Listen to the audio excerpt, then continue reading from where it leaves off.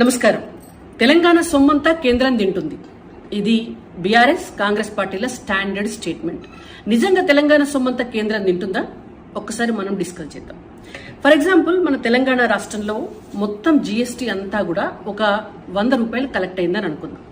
ఈ 100 రూపాయల్లో సిజిఎస్టీ అంటే కేంద్రానికి 50 రూపాయలు పోతాయి, ఎస్జిఎస్టీ అంటే రాష్ట్రానికి 50 రూపాయలు వస్తాయి. అంటే బరాబర్ సగం మన పైసలు మన కాడ ఉంటున్నాయి.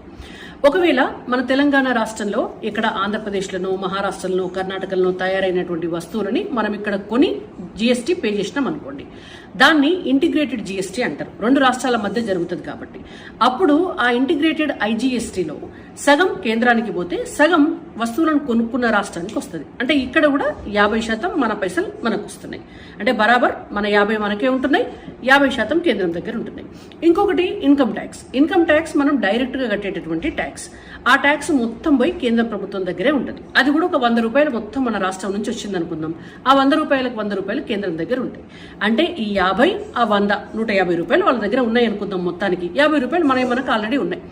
ఈ 150 రూపాయల నుంచి మళ్ళీ ఒక 42% tax devolution funds, finance commission recommendations తో ఇంకొంచెం ఎక్కువ కూడా రావచ్చు, అప్పుడప్పుడు కొద్దిగా తక్కువ కూడా రావచ్చు. అవి మన రాష్ట్రానికి వస్తాయి.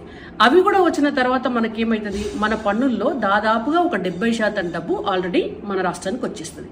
ఇంకొక 25-30% డబ్బులు ఉన్నాయి కదా అని మనం అనుకోవచ్చు.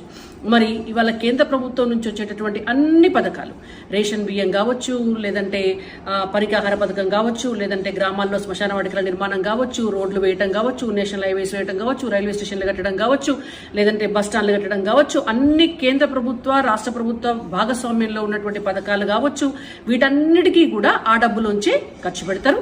అన్నిటికీ మించి భారతదేశ రక్షణ కోసం ఇవాళ రక్షణ శాఖ మీదనే దాదాపు 5 లక్షల కోట్ల రూపాయలు ప్రతి సంవత్సరానికి కేంద్ర ప్రభుత్వం ఖర్చు పెడుతుంది. మొన్న ఆపరేషన్ సింధూర్ జరిగితే మనం అందరం కూడా యుద్ధం చేయండి అన్నాం. 20 నిమిషాల్లో పాకిస్తాన్ మీద రాడార్లను పేల్చినప్పుడు మనం యానిమేషన్ సినిమా చూసినాం. మరి ఆయుధాలన్నింటినీ కూడా కొనడానికి డబ్బులు ఎక్కడి నుంచి వచ్చినాయి?